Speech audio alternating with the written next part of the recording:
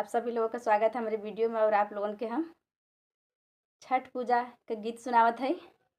जब अर्घ दे लेवल जाला ओकरे बाद घाट पर बैठ के छठी माई से आशीर्वाद लेवल जाला और ये गीत गावल जाला कि हम त सुनीला हऊ बड़े दानी हे छठी महारानी।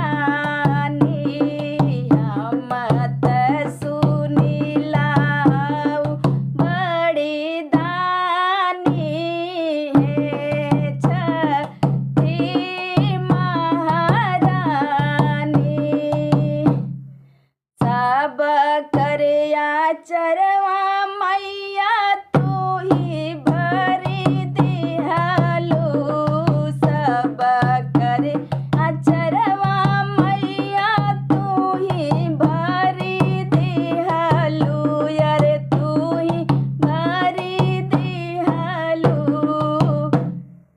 हमारा आचरवा भरात बजानी हे छठी महारानी।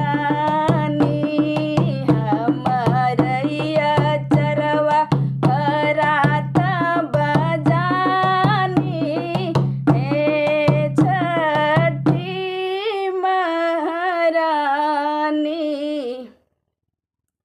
हम त सुनीला हऊ बड़ी दानी हे छठी महारानी।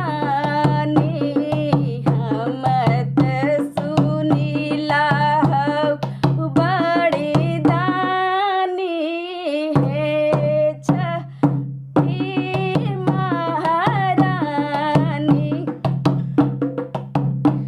अरे बाजिन कई आचरवा मैया तू ही भरी दिहलू।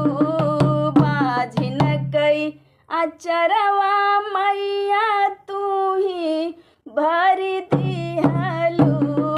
हमारा आचरवा भरात बजानी हे छठी महारानी।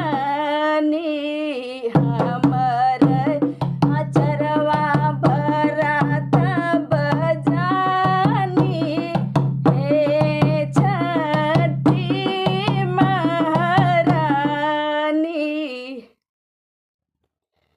कि हम त सुनीला